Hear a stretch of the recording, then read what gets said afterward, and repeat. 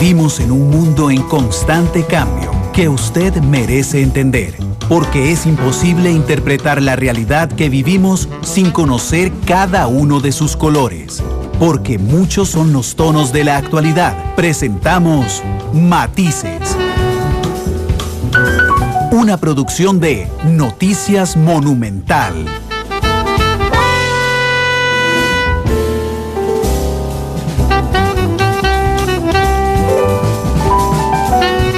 2 de la tarde con 4 minutos. ¿Qué tal? Buenas tardes, bienvenidos a Matices, este programa de Radio Monumental, una producción del Departamento de Noticias que analiza los temas que son noticia en Costa Rica y en el mundo. Hoy tendremos un Matices internacional, analizaremos junto con don Constantino Urcullo la realidad política de Brasil tras la suspensión de Dilma Rousseff, la Brasil de Michel Temer.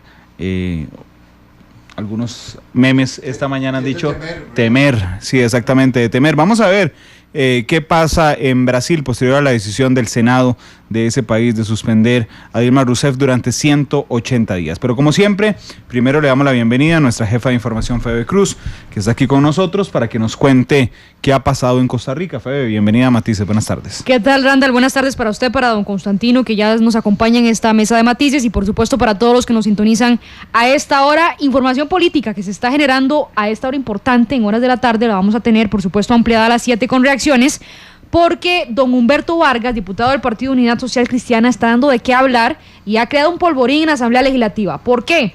Don Humberto, a través de su Facebook, escribe desde temprano que no está de acuerdo con este tema del proyecto de racionalizar el gasto, que se ha hablado mucho, y que los diputados están esperando la posición del gobierno para ver si va a dar los votos del PAC y del Frente Amplio. Habíamos hablado mucho de este tema con lo de la carta famosa del presidente la semana pasada. Hoy don Humberto hace unas declaraciones en Facebook, de hecho estamos esperando que llegue al plenario para que las aclare y también recoger todas las reacciones tanto del Partido Unidad Social Cristiana como de Liberación. Dice esto don Humberto en su Facebook y lo voy a compartir. No quiero ser cómplice de más ocurrencias y pactos por debajo de la mesa entre el PUSC y el PLN, a espaldas incluso de diputados de sus propias fracciones. Ya no comemos más cuentos. Escribe también en su Facebook don Humberto: tengo conocimiento que este proyecto fue redactado por los grupos más derechosos y retrógrados del PUSC y Liberación Nacional, los mismos enemigos de siempre de los pobres, emprendedores, empresarios y de la gente trabajadora, mismos que están incrustados en ambos partidos políticos mayoritarios. Y es que sigue esta publicación con esto: Rodolfo Pisa ha convertido al PUSC en el nuevo movimiento libertario, situación que podría tener consecuencias políticas insospechadas para nuestro partido y sus aspiraciones electorales para el 2018. De ahí la necesidad urgente de algunos diputados del mismo PUSC, como es mi caso, hacer público y manifiesto nuestra oposición a semejantes proyectos y propuestas. Dice que hace un llamado respetuoso a todos los empleados públicos de este país a la tranquilidad y responsabilidad. Esos fascistas en el PUSC y Liberación Nacional son minoría, dialoguemos. Fuertes declaraciones hace este diputado social cristiano en su Facebook, sí, que ya ha generado un polvorín, que se está esperando la reacción tanto de la Unidad de Liberación y de la misma cúpula del Partido Unidad Social Cristiana, porque lo señala directamente un diputado de su misma agrupación, Randall. Así es, directamente además al secretario general, don Rodolfo Pisa, que para nadie es un secreto, será seguramente precandidato a la presidencia por el Partido Unidad Social Cristiana. Humberto Vargas deja entrever que no apoyará a Rodolfo Pisa en esta aventura, podría ser a Rafael Ortiz entonces, pero lo cierto es que se resta un voto, Fede, de las negociaciones, que es la de don Humberto directamente, porque hay fuertes negociaciones entre Liberación Nacional, entre Casa Presidencial y entre el Partido Unidad Social Cristiana. Fascistas, lo llama don Humberto Vargas a los liberacionistas y a los socialcristianos. Randall les dice fascistas, que hay pactos por debajo de la mesa, que son derechosos los que están haciendo estos proyectos de contención del gasto y que hay otros diputados que se suman a él. Vamos a ver si en el transcurso de las horas pues encontramos a esos diputados que se están coincidiendo con don Humberto Vargas. Lo cierto del caso es que ha generado mucha polémica, ya los medios de comunicación estamos replicando sus declaraciones en Facebook y de hecho estamos esperando. Don Humberto se ausenta bastante al plenario, pero sí estamos esperando a ver si hoy llega a las 3 de la tarde a la Asamblea Legislativa y podemos ampliar con él por qué arremete de esta forma contra la unidad y contra Liberación Nacional en un proyecto donde parecía que el PUSC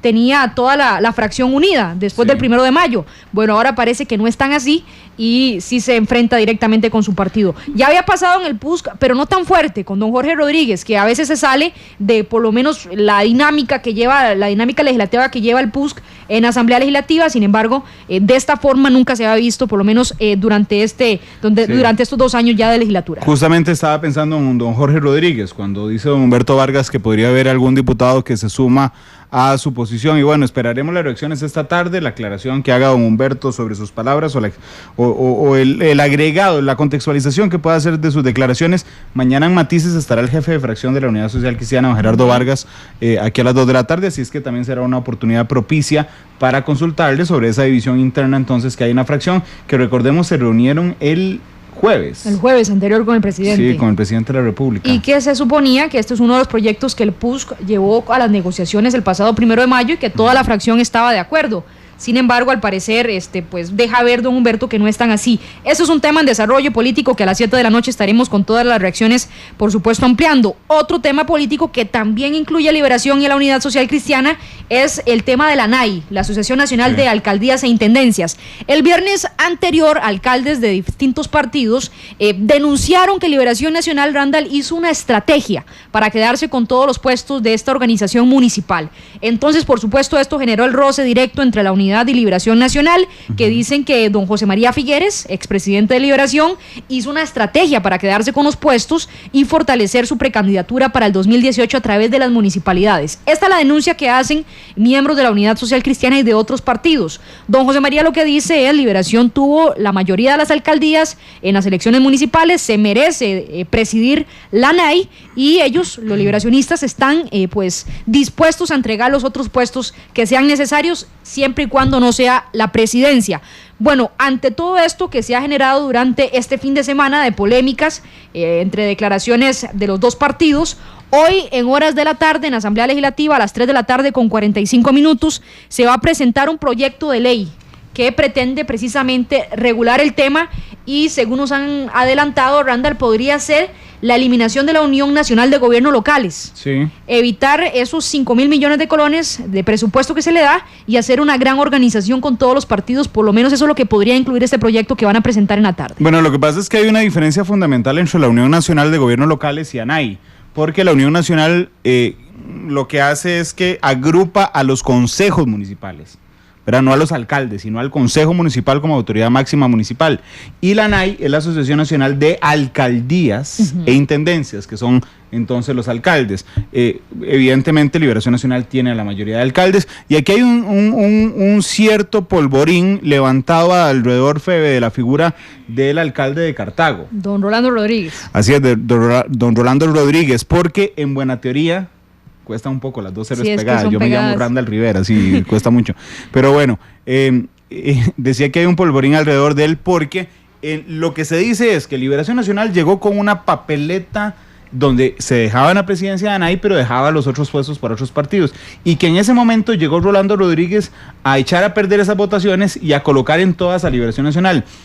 Esto hizo que salieran alcaldes de otros partidos de la reunión y entonces se la dejaran mucho más fácil a Liberación. Pero bueno, vamos a ver qué pasa. Lo que pasa es que además tendría el poder de las dos organizaciones, tanto de la UNGL, donde está doña Karen Porras, que es miembro de Liberación Nacional, o era miembro de Liberación Nacional, y la ANAI también. Por lo mismo, todos los demás partidos se unen y en horas de la tarde van a presentar este proyecto de ley, Randall, para evitar que se politice, dicen ellos, de alguna forma estas organizaciones municipales con fines electorales. Esto está pasando, por supuesto, en horas de la tarde en la Asamblea Legislativa. Y ya por último, otro de los temas que están en desarrollo, hoy el presidente a las 3 de la tarde va a firmar el contrato que pues avalaría el estudio para el nuevo aeropuerto en Orotina. Sí. Así que bueno, esas son 3 de las informaciones importantes, lo que pasa con don Humberto Vargas, que arremetió contra su partido, el Social Cristiano, qué van a hacer los demás partidos para evitar que Liberación Nacional se quede con ANAI y con todas las organizaciones municipales, también la UNGEL,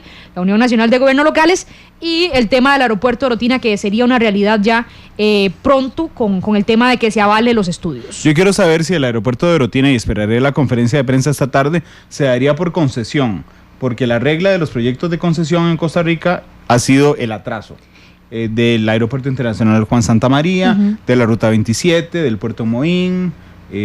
Tal vez Caldera, digamos, es el proyecto en concesión menos cuestionado. Fue pero bueno, esperemos a ver qué. Oye, lo que se firma es el contrato para ver el estudio, Sí, el estudio. a ver qué tan posible y de qué forma se hace, pero por supuesto todas esas dudas las vamos a estar evacuando con el ministro de Obras Públicas y Transporte, don Carlos Villalta, y el presidente mismo, don Luis Guillermo Solís, que estará en ese sitio. Así que, Randall, estas son informaciones que están en desarrollo, importantes, y que las vamos a traer a ver qué pasa también en la Asamblea Legislativa hoy lunes. Pero bueno, mal haríamos desperdiciando un analista político con la fineza y la agudeza de don Constantino Urcullo, que nos acompaña esta tarde. Ya vamos a hablar de Brasil, pero ¿qué le parece este polvorín que hace don Humberto Vargas en la Asamblea Legislativa? Don Constantino, bienvenido. Bueno, yo primero muchas gracias y muy honrado de estar con periodistas de la fineza y calidad de ustedes dos, ¿verdad? Gracias a usted, don Constantino, el honor es nuestro. Sí, claro. El recíproco. Bueno, y esto de la Asamblea Legislativa, entrando ya al fondo del asunto, bueno, a mí me parece que no es de extrañar, ¿verdad? Es decir, don Humberto ha sido un poco reacio a ir caminando al son de tambor de una fracción. Él y don Jorge han tenido sus propias orientaciones. Así es que, y por todo lado, hay en la Asamblea Legislativa, parte de la crisis general del sistema de partidos es que todos los partidos ya tienen sus divisiones. Usted tiene al PAC, que está dividido entre el otonismo y el guillermismo, el PLN, bueno, la escenificación de conflicto que tuvieron para el 1 de mayo no podía haber revelado conflictos más intensos. Ahora se une el PUSC a esta historia. El movimiento libertario, se les fue una diputada, la señora Carmen Quesada, y bueno, los partidos perdieron su capacidad de ejercer disciplina sobre sus miembros y sus diputados. Entonces, el que esto ocurre en el PUSC, que es más de lo mismo en ese sentido, y lo que revela es la falta de institucionalización de todos los partidos políticos en Costa Rica. Y esto de la Unión Nacional de Gobiernos Locales, que ha dado mucho que hablar desde el viernes, y de ANAI particularmente. Bueno, creo que eso es parte ya de la campaña del 2018, ¿verdad? Y además, de ahí hay liderazgos provinciales que juegan en la política, independientemente del liderazgo nacional y independientemente que José María Figueres quiera o no quiera atar esa asociación al carro de su campaña electoral.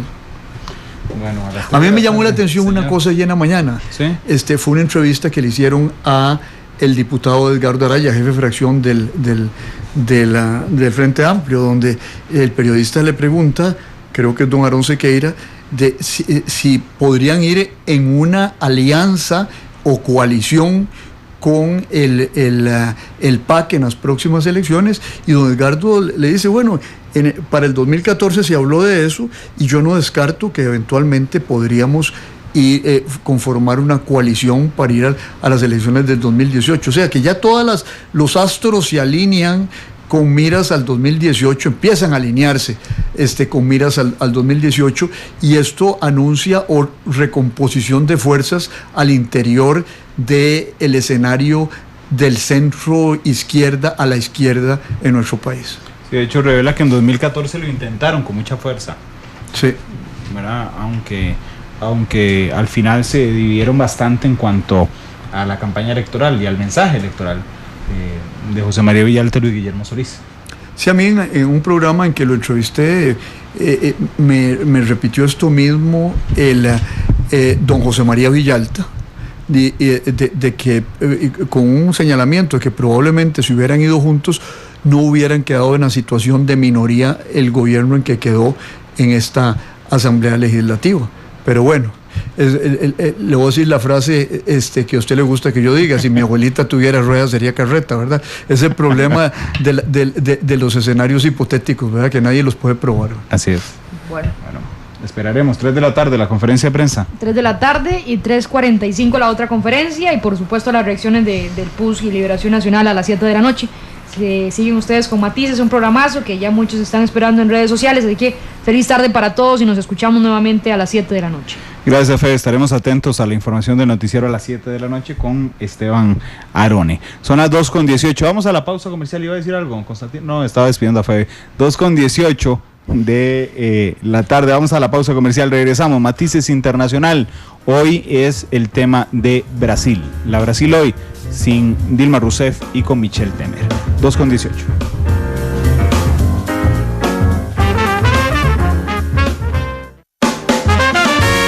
Porque la realidad tiene muchos tonos, matices.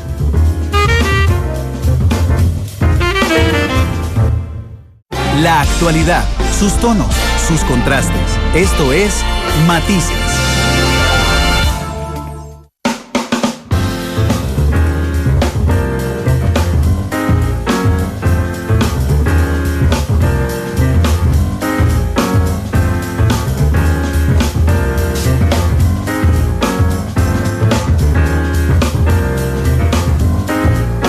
De la tarde con 21 minutos, regresamos a Matices.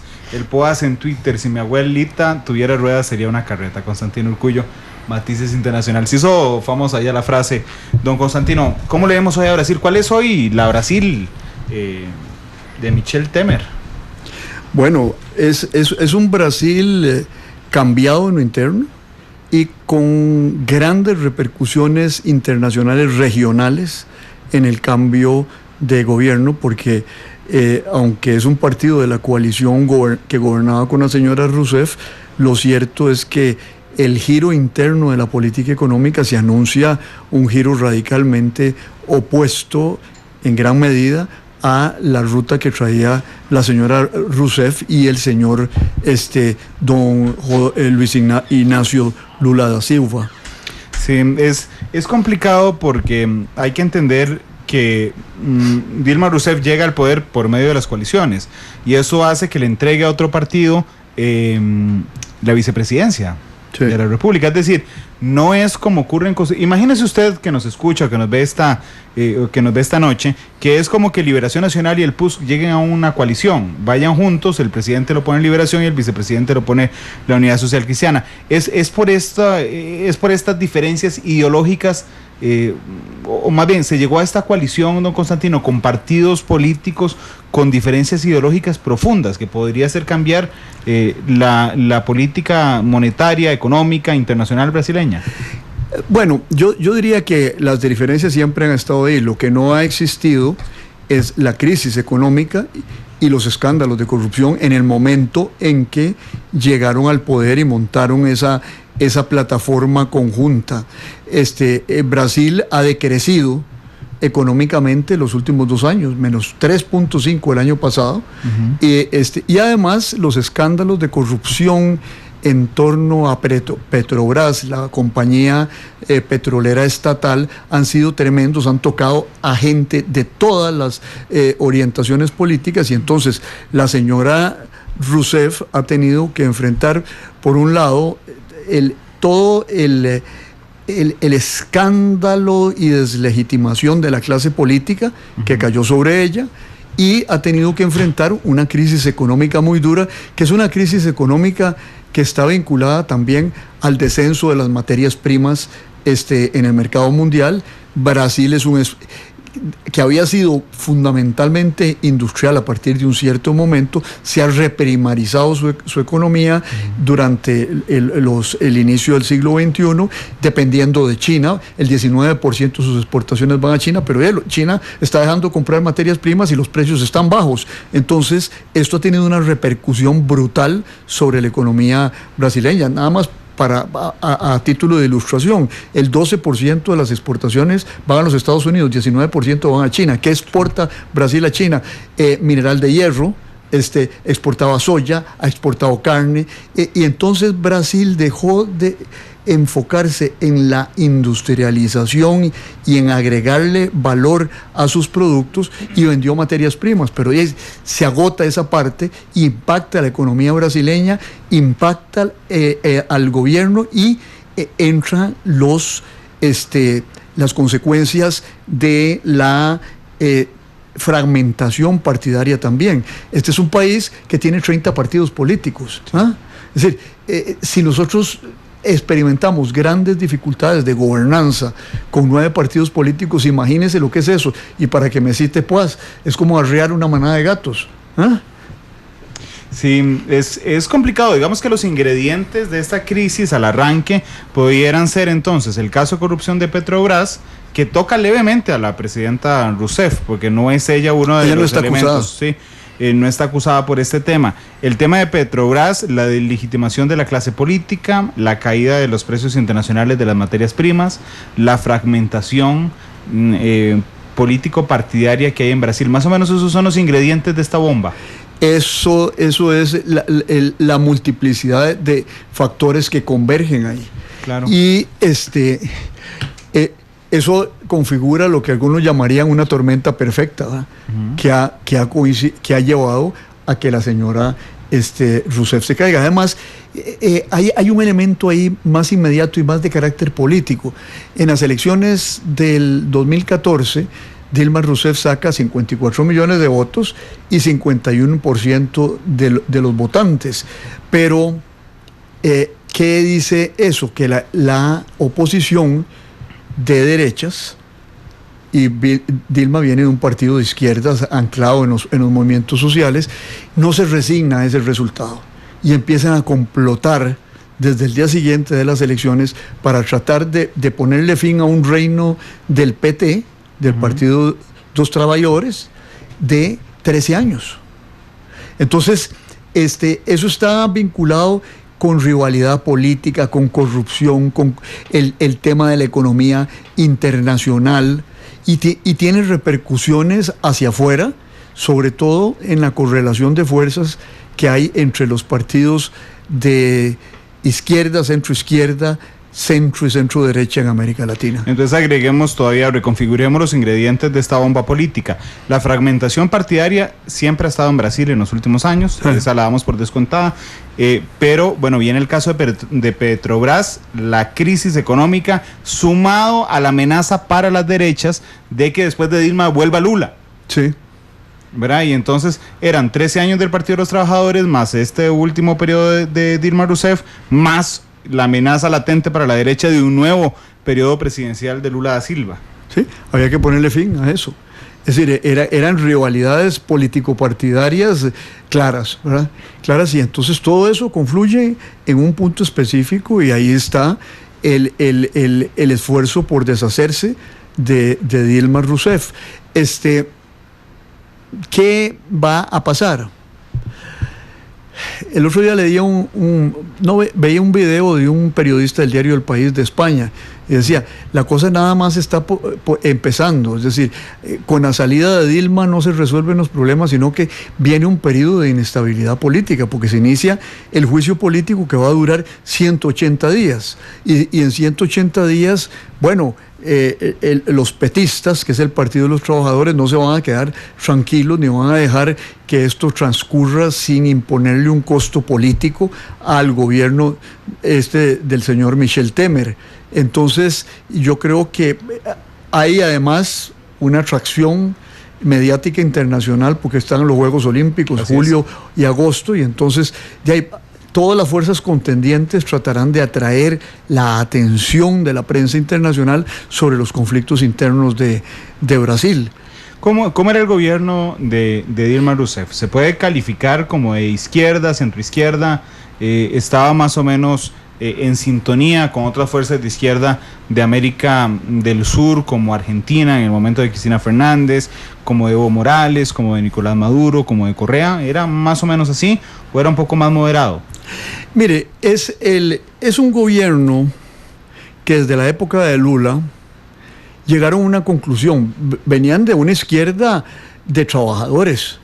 Lula fue obrero metalúrgico, dirigente del sindicato metalúrgico en Sao Paulo, la zona más industrializada de Brasil. Ahora, esta gente llega a una conclusión que es la misma que la de Mujica o de la izquierda chilena. Es decir, el socialismo no está a la orden del día. Es decir, en momentos en que el socialismo se derrumbó en la Unión Soviética, cuando llega Chávez, tenía 9 años de haberse derrumbado en la Unión Soviética. Pero Dilma, el Partido de los Trabajadores, la señora Michelle Bachelet, Pepe Mujica, son más claros en su análisis político y saben que el socialismo no está a la orden del día. Entonces Lula lo reconoce también.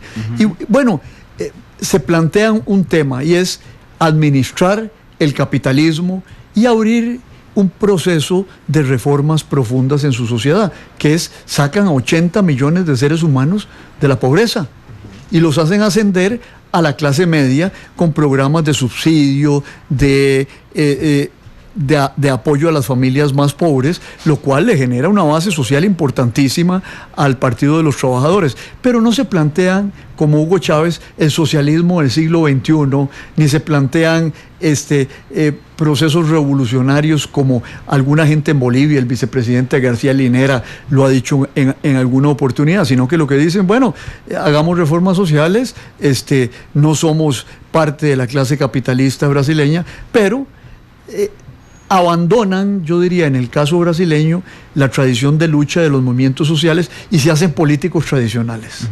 Y ahí se les mete la corrupción. Okay, bueno, la condición humana tiene algo que todos compartimos y es la fragilidad ante las tentaciones del dinero. Y a esa sucumben los de derecha y los de izquierda ante esa tentación. Y aquí mucha gente del PT sucumbió a eso, perdieron apoyo en la base social y entonces la derecha pudo enfrentarlos en el terreno que conoce bien la derecha brasileña en los últimos años, que es el de la intriga de Palacio, la intriga en los pasillos del Congreso, y tuvieron que combatir en un terreno que no era particularmente el terreno de Lula, sindicalista, y de la señora Rousseff, que había sido tecnócrata en el último tiempo y había sido guerrillera en la época de la dictadura. Entonces, no es lo mismo verla venir que bailar con ella cuando la experiencia que uno tiene no es de administrar el Estado, sino de ser guerrillero o ser sindicalista. Sí, es una frase ampliamente repetida a lo largo del continente. También esa. Entonces, saco por conclusión que el gobierno de Rousseff en Brasil se parecía más a Uruguay o a Chile que a Venezuela, a Ecuador y a Bolivia. Sí. Y a Nicaragua, no se me olvida meterlo ahí. Optaron por seguir una línea, a lo mejor ideológicamente podrían tener ciertos parentescos cercanos, pero en la práctica optaron por una línea política realista. Bueno, pero surge el escándalo de Petrobras y caen muchos políticos altísimamente cuestionados.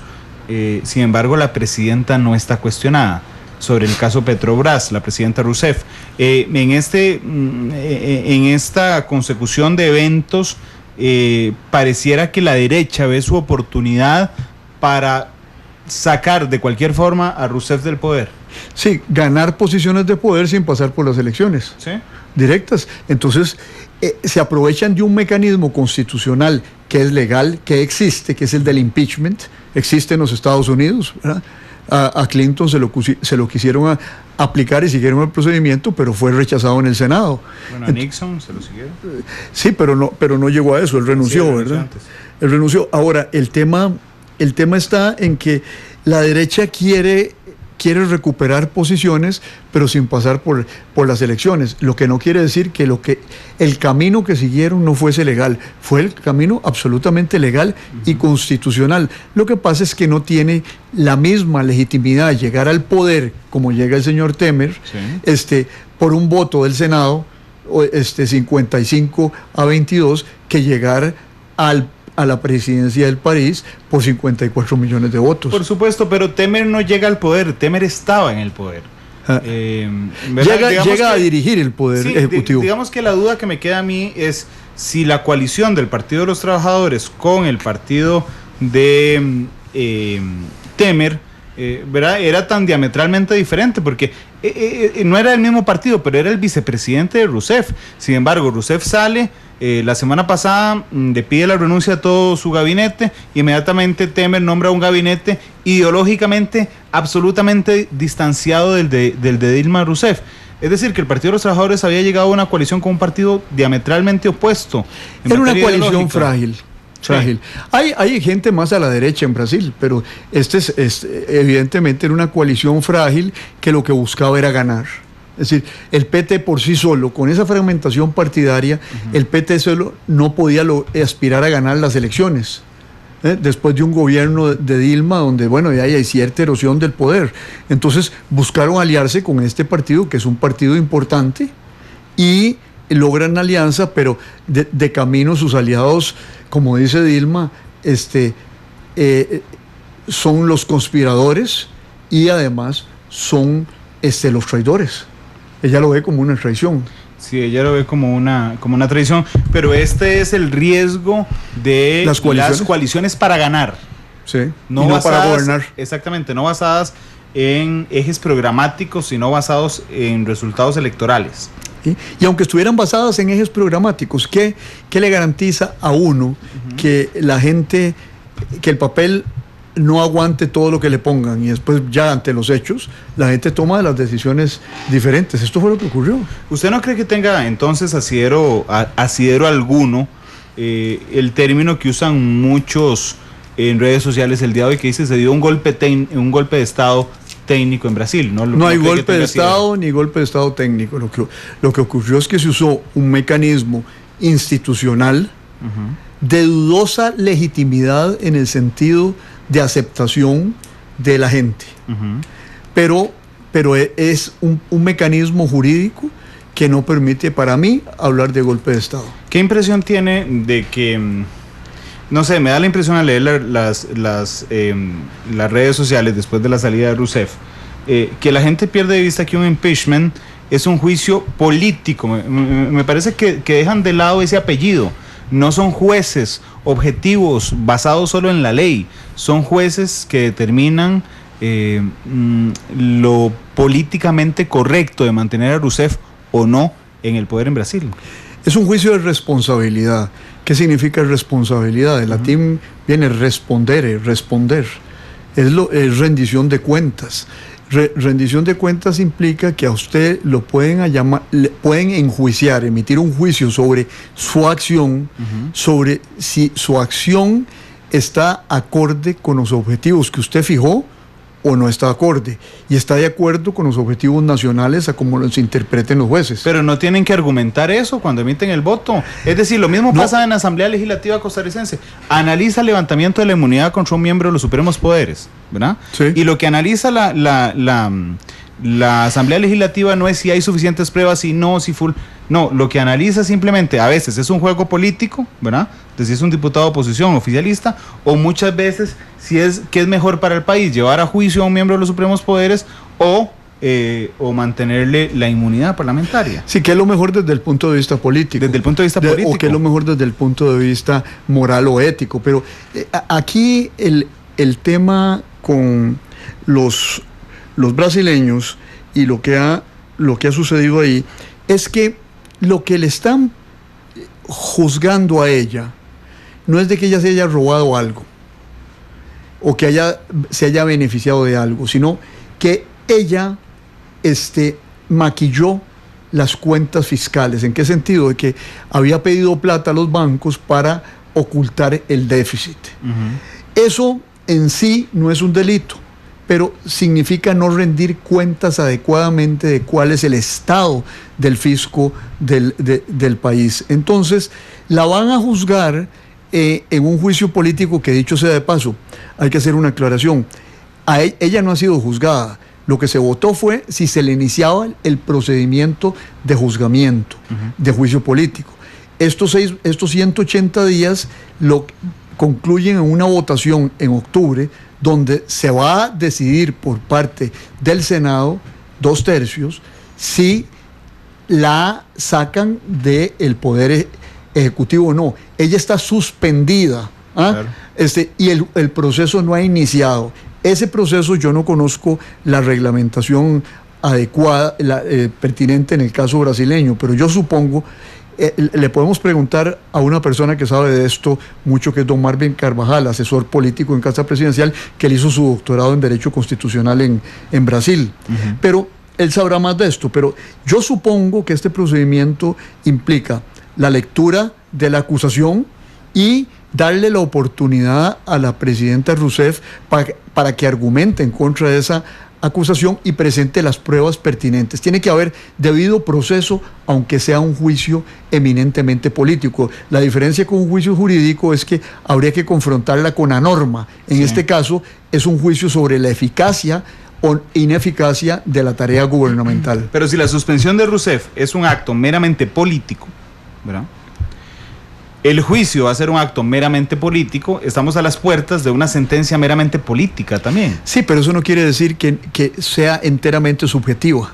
No. Es decir, si es un juicio político, tendrá que aportarse pruebas ahí de que la acción de ella era políticamente incorrecta, pero no en el sentido ideológico moral del término, sino de que existían otras maneras de enfrentar el tema fiscal, 1. 2, de que lo hizo con motivaciones eminentemente electorales, que es lo que le han reprochado. Entonces habrá que mostrar la intención electoral y habrá que mostrar si realmente esos préstamos bancarios que se utilizaron para enjugar el déficit fiscal fueron préstamos bancarios que sirvieron para ocultar la realidad del déficit fiscal. Eso habrá que probarlo, no solo decirlo, ¿verdad? Pero será necesario probarlo. Aquí es que, vamos a ver, yo entiendo el razonamiento teórico del juicio político, lo que dudo es en la práctica. ¿Tendrá peso probarlo o no probarlo? Yo dudo mucho que un diputado que haya votado, un senador que haya votado por la suspensión de Rousseff, después vaya a votar, vote su absolutoria. Porque se mantenga. Depende del proceso político los próximos 180 días. La negociación política. No la negociación. Yo siento que el PT va a ir a la calle. Ya está oyendo a la calle. ¿Sí? Y entonces lo que va es a decir, bueno, a mí me dieron un golpe de Estado, lo que me hicieron fue ilegal, no me han probado absolutamente nada, yo los reto a que me lo prueben.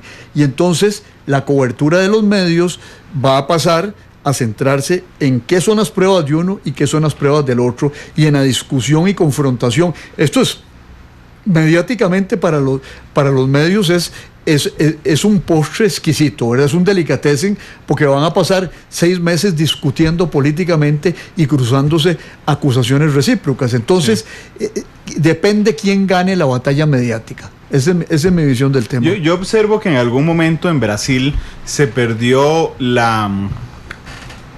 el disimulo políticamente correcto de algunos elementos. Es decir, cuando se empezó a hablar sobre la posibilidad de abrirle un impeachment a Dilma Rousseff, y de la posibilidad de que Lula da Silva fuera candidato en las futuras elecciones presidenciales, nadie decía nada, se mantenía una compostura políticamente correcta, pero llegó el momento de la desesperación de la administración de Dilma Rousseff, que ahora sí, sin caretas de ninguna forma, entonces Lula da Silva nombrado ministro de la presidencia, dándole inmunidad, ¿verdad? Y así resguardándolo de la investigación de OAS, a cambio de que negociara, porque es un hombre muy hábil negociando, y que negociara no llevar impeachment a Dilma Rousseff.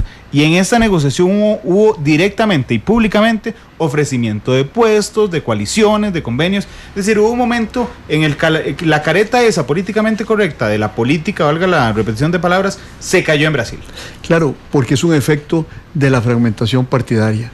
Cuando usted, y viene desde hace rato, cuando usted tiene que movilizar a 30 partidos políticos para tomar una decisión, esta incluida, entonces lo que ellos han venido usando, partidos de uno y otro signo, es, bueno, toma y daca, ¿verdad? Como dice don Luis Guillermo. Usted, yo le doy el voto, pero usted me da esto y esto y esto. Y entonces se han negociado ley por ley, fondos para las bases electorales de los diputados que están negociando, e inclusive, como ha salido en estos días, millones de dólares depositados en cuentas en Suiza. Sí. Entonces perdió el carácter de jurídico. Claro, porque es que es que no es, digamos, una cosa es el juicio, otra cosa es el proceso político en sí. Digamos, el proceso político en sí se ha ensuciado por la fragmentación que obliga a una negociación permanente y a negociaciones espurias. Ahora, el juicio en sí es un juicio que es político y es mediático, y va a haber una disputa. Digamos, ya usted lo ve, por ejemplo, y que trasciende a Brasil, las declaraciones de Maduro de ayer, sí. El régimen de izquierda de El Salvador, que ha sido muy modosito, no reconoce al nuevo gobierno brasileño. Y llama a consulta a su embajador. La izquierda continental está hablando de golpe de Estado, de golpe blando, diciendo que antes las oligarquías se organizaban para efectos de movilizar a los militares. Hoy día se ha recurrido para destronar a alguien al procedimiento de tipo jurídico. Véase que ayer mismo o anteayer se acusó a Cristina Fernández de Kirchner de ya penalmente. Sí, por primera vez. Sí, es decir, la política se judicializa, que es algo que hemos utilizado aquí nosotros, y aquí es muy leve eso, pero en toda América Latina está ocurriendo eso. Y va acompañado de otro argumento de defensa y de ataque de las fuerzas de izquierda y del PT. Yo no lo he visto todavía en Brasil, pero sí lo he visto en varios países de América Latina, donde dicen que esto es una manipulación directa de Washington para deshacerse de la señora Rousseff, que les era incómoda. Yo no veo evidencia de que haya esa manipulación. Pero sí uno puede pensar de que, bueno, habrá ciertos sectores, no todos en Washington, que están muy contentos de que esta señora que tolongueaba, como decía mi abuelita, a Hugo Chávez, pues, y Lula, que lo tolongueaba también, pues se vaya.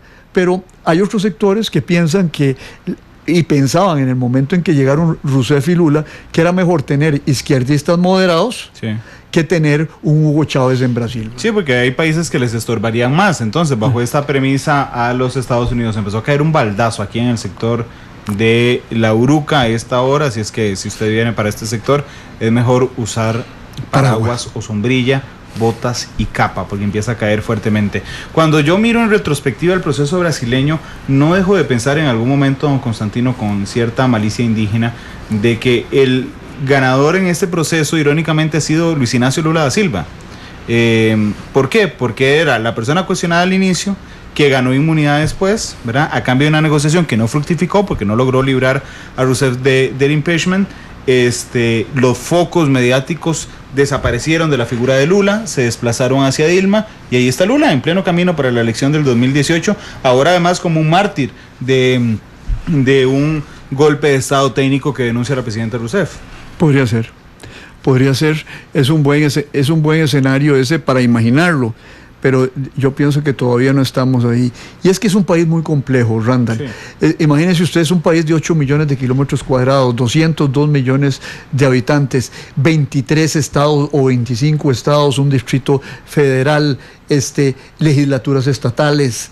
O sea, ahí el juego político es un juego pero muy complicado y muy diferenciado. Hay países que lo logran manejar, como los Estados Unidos, de 300 millones de habitantes, pero con dos partidos y un sistema electoral que favorece a los dos partidos. Aquí, por ejemplo, los diputados en la Cámara Baja son electos por la proporcional. Entonces, por eso incentiva la formación de múltiples partidos, y negociar en esa multiplicidad es lo que hace difícil todo el proceso político. Además, diferencias geográficas importantes. Usted tiene una zona desarrollada como es Sao Paulo, el estado de Sao Paulo, que perfectamente podría ser un estado europeo, o tiene zonas atrasadas como en el nordeste de Brasil. Entonces, manejar tanta diversidad, tanta asimetría, es algo dificilísimo, y eso se mete en el juego político. Sí, que ahorita vamos a pasar de lo que fue el proceso inicial a las consecuencias que pueda tener ahora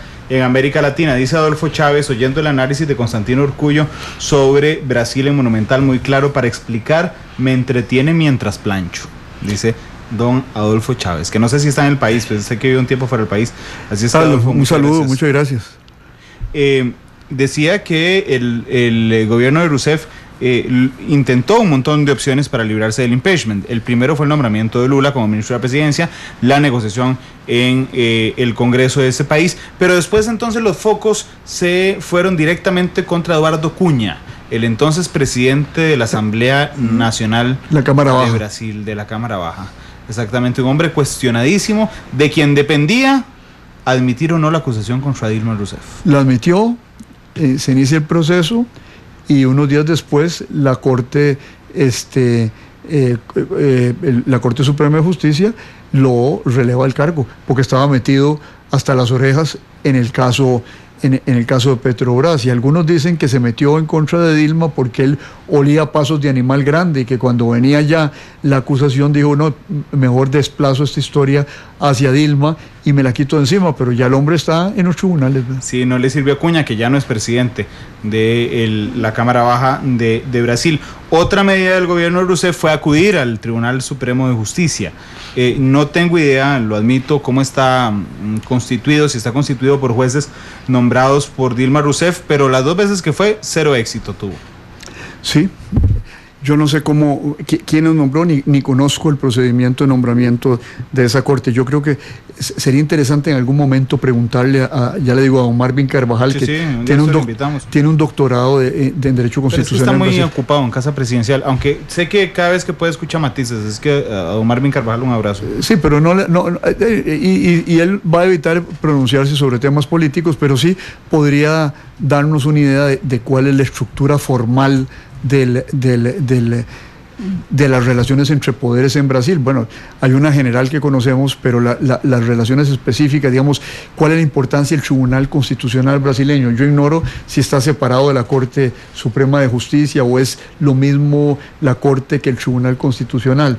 Eso aclararía muchas cosas, sobre todo en el periodo que se viene, donde va a llevarse a cabo el juicio político, y saber si en ese juicio político hay alguna reglamentación en torno a las capacidades de defensa del acusado, que eso puede ser muy importante también. Sí, que de hecho estaba leyendo sucintamente cómo se nombran los jueces del Tribunal Supremo Federal, que se les llama ministros, no magistrados, curiosamente, y son nombrados por el presidente de la República. Ratificados. Sí, la particularidad es que no tiene plazo de tiempo, están nombrados de manera vitalicia. Como los jueces de la Corte Suprema de Estados Unidos. Ahora hay que ver si son nombrados directamente y si son ratificados por el Senado, que es el procedimiento norteamericano. Sí, vamos a buscar ese detalle porque no se señala, por lo menos. Bueno, van a la Cámara Baja, ¿verdad? Y inicia el proceso. Y entonces en la Cámara Baja era tal vez donde el gobierno de Rousseff tenía más posibilidad de negociar, porque el Senado era más difícil, digamos, de lograr las negociaciones, y aún así quedó de largo Lula da Silva negociando en la Cámara Baja, porque había miembros del PT y miembros de los partidos que fueron en coalición con el PT molestísimos por lo que había ocurrido con Petrobras. No, y hay algunos que dicen que había muchos de esos molestos porque estaban implicados en el mismo escándalo Petrobras, como Cuña, ¿verdad? El 60% de los diputados están cuestionados. Óigame. Y aquí muchas veces nos quejamos de que surge alguno como en la vez pasada, que allá con aquellos enredos en el sur, ¿verdad? Sí, pero bueno, es que el 60%, aquí hay un problema de legitimidad, que es que el 60%, y eso era una pregunta que la planteaba más temprano el POAS, no era el POAS, voy a darle el crédito voy a darle el crédito al tuitero, porque no me gusta dar informaciones sin crédito, porque hay un tuitero que tocó el tema de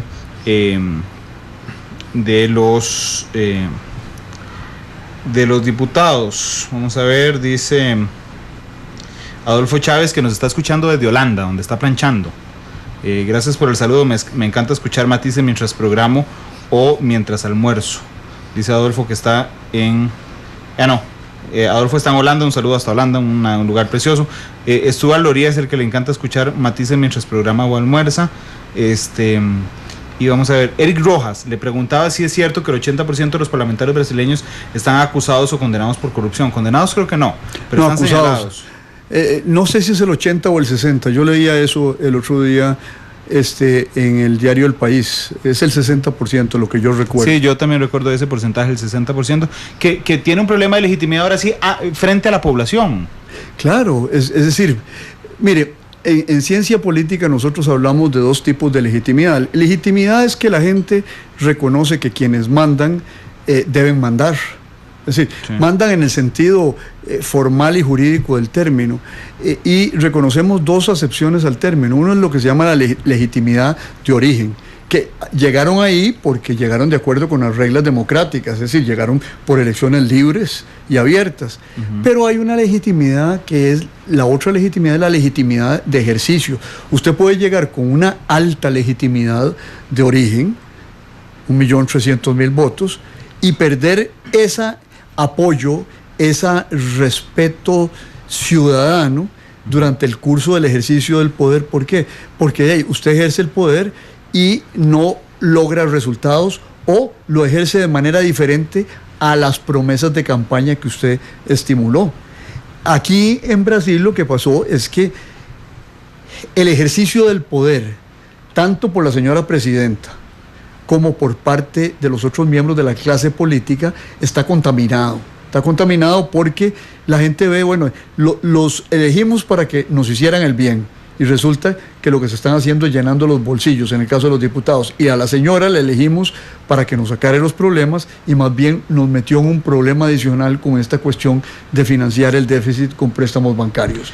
Sí, los poderes, particularmente el Poder Judicial en Brasil, según lo que usted conoce, don Constantino, es independiente. Pareciera que sí en este proceso. Sí, yo pero creo que sí. Lo que creo es que a veces algunos diputados de ese 60% cuestionado que apoyó el impeachment contra Dilma Rousseff, de alguna manera le cobra la investigación de Petrobras que hizo la Fiscalía brasileña. Claro, es que, bueno, aquí volvemos al tema. No hay independencia absoluta. Fíjese usted que el juez que hace la investigación del Lava Jato, Lava Jato es un escándalo. Lava Jato quiere decir lavado express, y el juez se llama Sergio Moro. Este señor empieza a investigar a Lula, empieza a tener cuestionamientos políticos por su actuación y decide un acto absolutamente impensable en muchos sistemas jurídicos, y es que revela el contenido de grabaciones que él había hecho en el marco de la investigación judicial. Sí, entonces, ya ese señor no está actuando como juez en el sentido jurídico del término, sino está actuando como político en el sentido no partidario, pero sí de que quiere ganar la batalla por medios que no son estrictamente jurídicos. Entonces, como en todo lado se cuecen habas, es muy probable que esos magistrados, para haber llegado ahí, como lo muestra el mecanismo, que es nombramiento de la Presidenta de la República o del Presidente de la República, y algunos vienen de la época probablemente de Fernando Enrique Cardoso, anterior a Lula. Entonces, como son por vida, no tienen una afección tremenda, algunos por el gobierno actual del PT, de los dos gobiernos del PT, y otros tendrán afección por el PT y podrían ser los responsables de que Eduardo Cunha haya sido destituido. Es decir,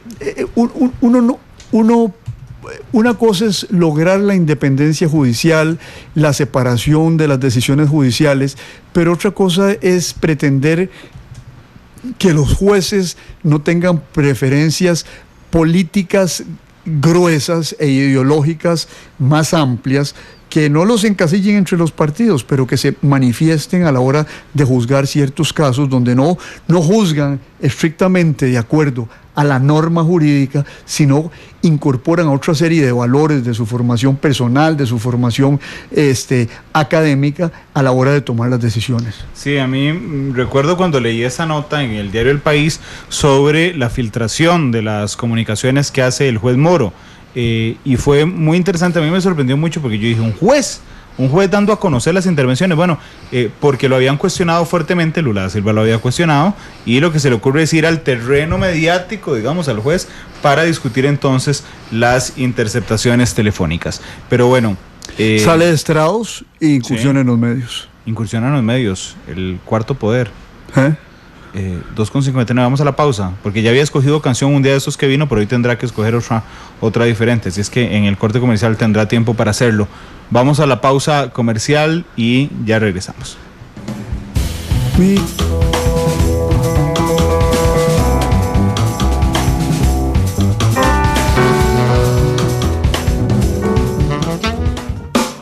Analizamos los tonos de la actualidad, exploramos sus contrastes, matices. Porque la realidad tiene muchos tonos, matices.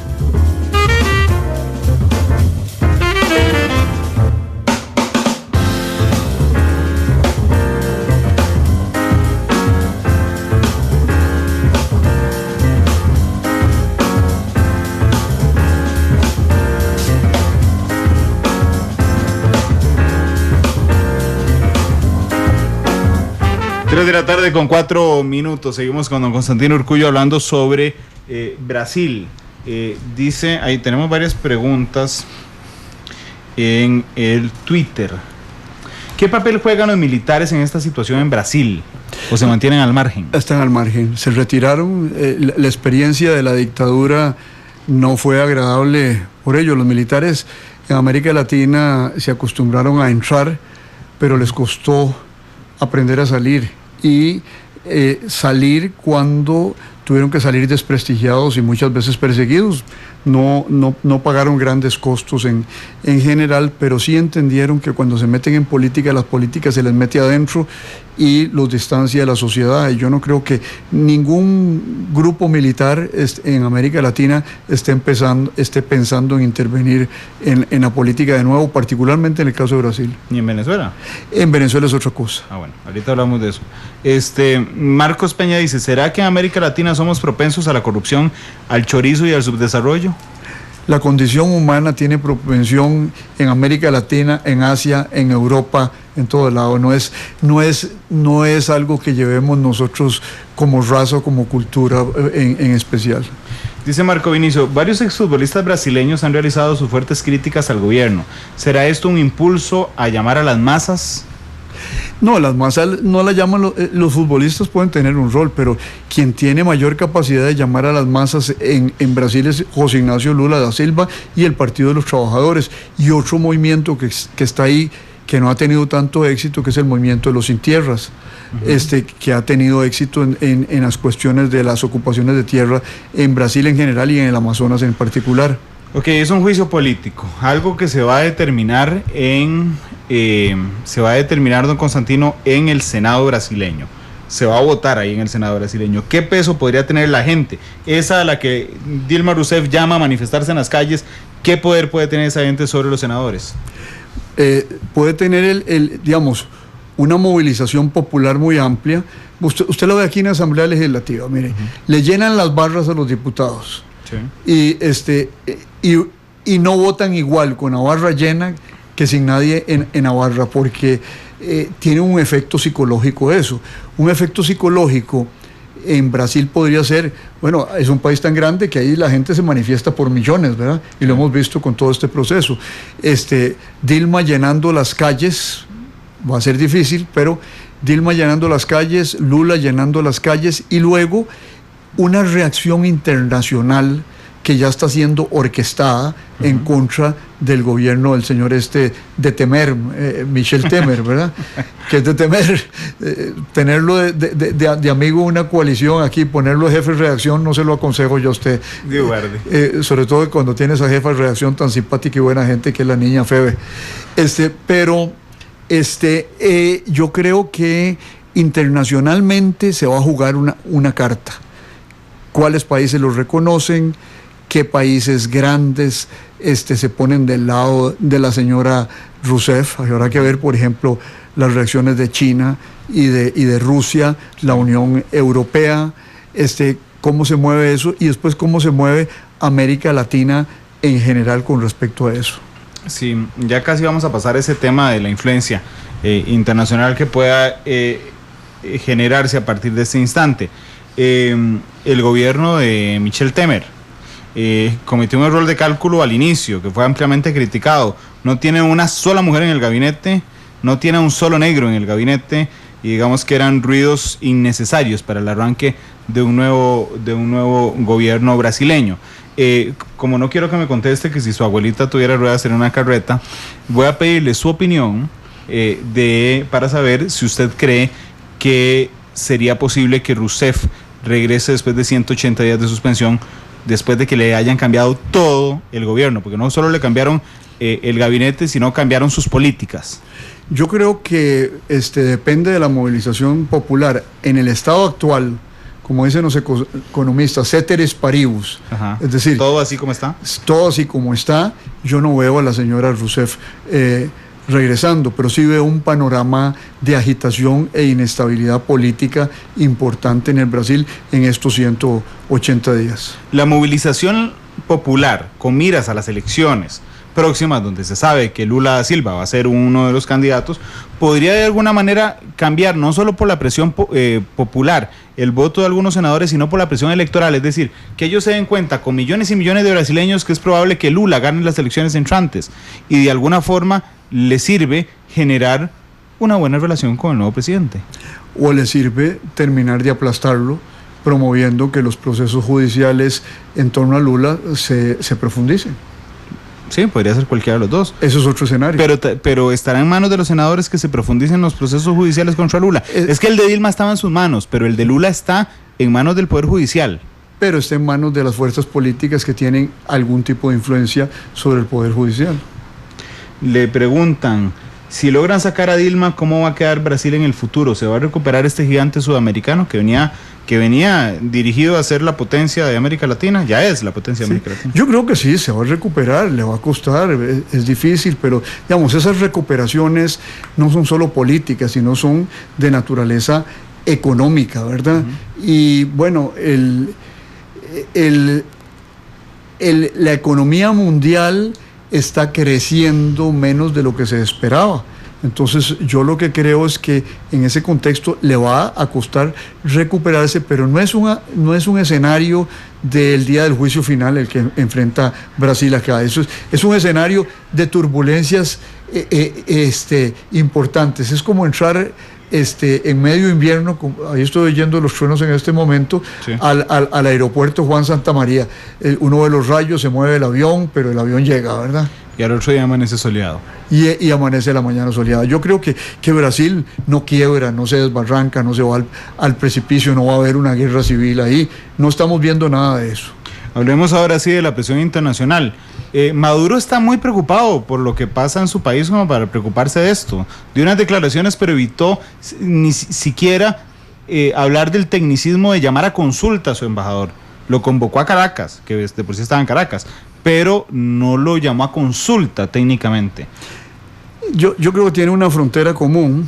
Ajá. No quiere comprarse broncas con el nuevo gobierno, porque bueno, si es un gobierno que se está definiendo tan claramente por posiciones diferentes en política internacional a las de la señora Rousseff, vea que el ministro de Relaciones Exteriores es José Serra, que es de la socialdemocracia brasileña, que en Brasil no es tan de centro-izquierda, sino más bien de centro-derecha. Es un crítico de los gobiernos bolivarianos. Es un crítico de los gobiernos bolivarianos, creo que fue alcalde de Sao Paulo. Yo en alguna ocasión lo conocí en un seminario en Sao Paulo, casualmente de ciencia política, donde él dio una conferencia. Y no es particularmente un político del grupo del ALBA. Entonces, bueno, Brasil es una potencia, no creo que Chávez, además de la bronca con los Estados Unidos, quiere una bronca con Brasil y Argentina, ¿verdad? Entonces, yo creo que es importante eso que usted hace y retener ese matiz, ya que estamos en matices, de lo que dijo ayer Maduro, pero avaló la tesis del golpe.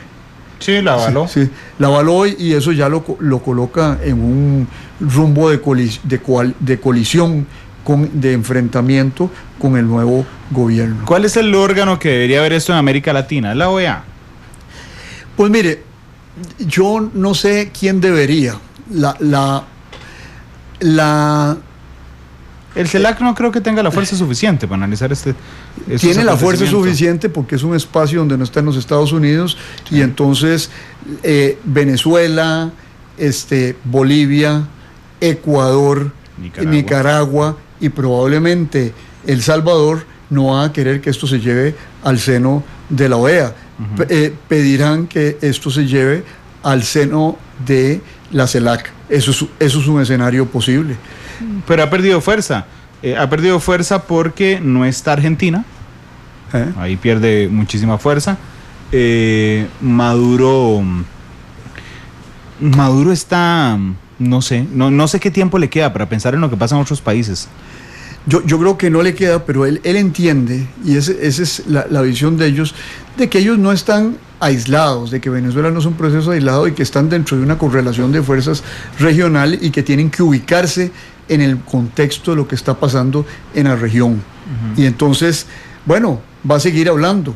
Ahora, creo que, como usted bien lo dice, el grave problema que tiene es el problema interno en estos momentos en Venezuela. Ayer anunció que va a haber ejercicios militares el próximo fin de semana, estado de excepción. Es decir, tiene mucho de qué ocuparse don Nicolás. Claro, pero el New York Times revela ayer, por ejemplo, que hay muerte de recién nacidos.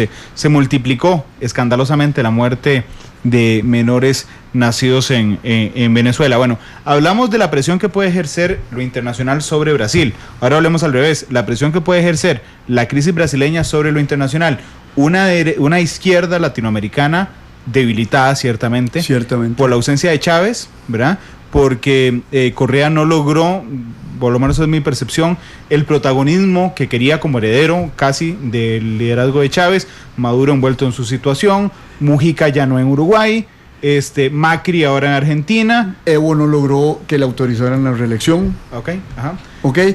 Y Daniel Ortega se enfrenta a un escenario que aparentemente es fácil, de las elecciones del 2016, pero no va a ser tan fácil sin la ayuda económica de Venezuela en estos meses. Entonces, yo creo que yo tengo por cuestión de oficio, yo leo mucha de la literatura de estos grupos.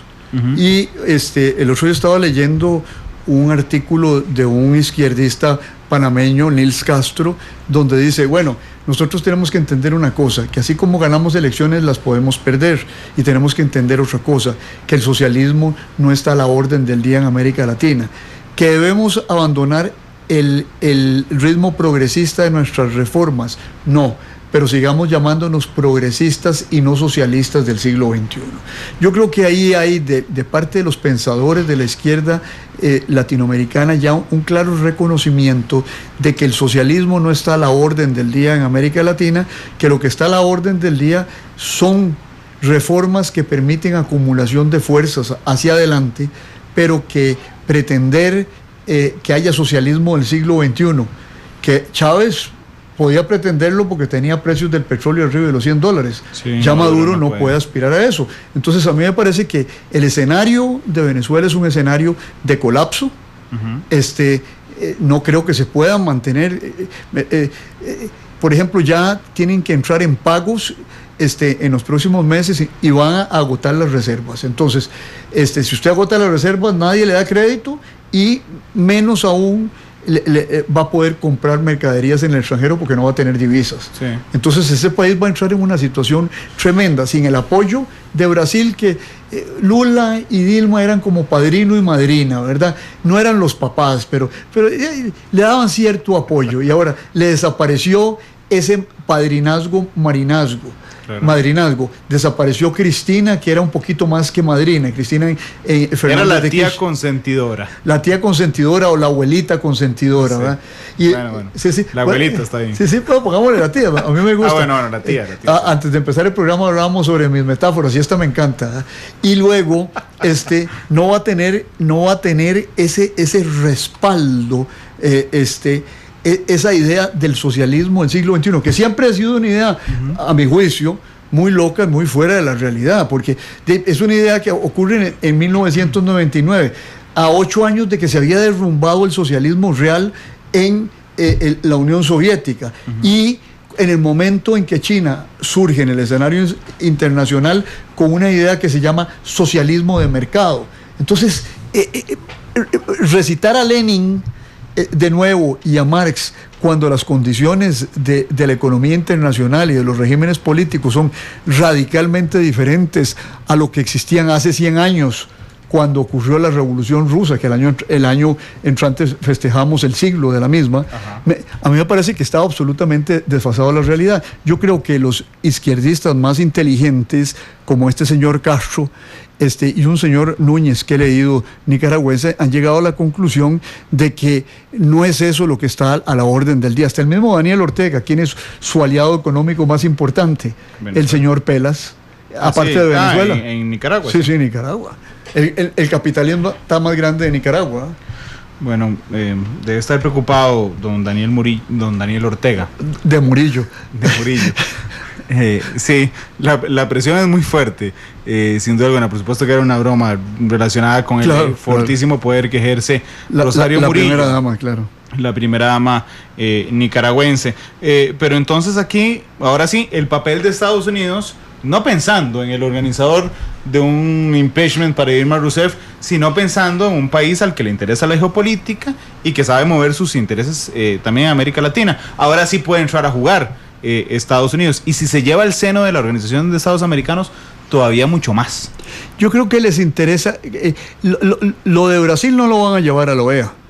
No, ¿usted cree que no? No. Pero tiene suficiente poder la UNASUR sin Cristina. Es que ¿qué es lo que hay que resolver ahí?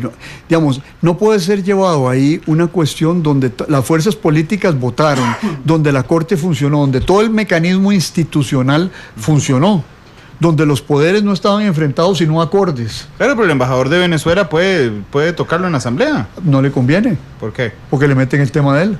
Ok. Bueno, otro embajador, el embajador de Bolivia.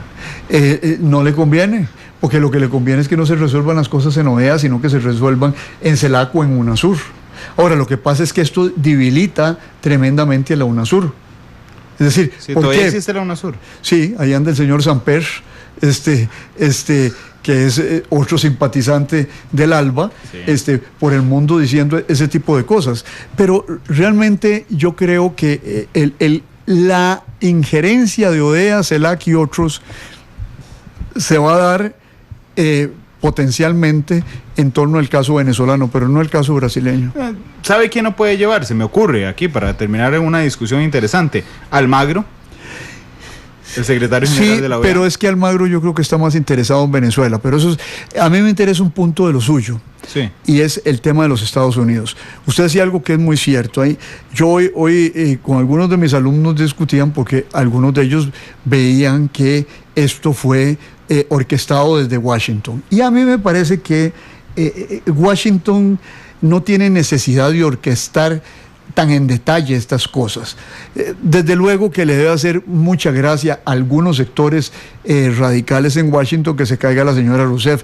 Más gracia les haría que se caiga Nicolás Maduro. Claro. Pero hay otros sectores que, por ejemplo, yo los vi actuando cuando la primera llegada al poder de Lula, que estaban muy contentos de que llegara Lula porque Lula era una alternativa democrática a la influencia de Chávez en el hemisferio.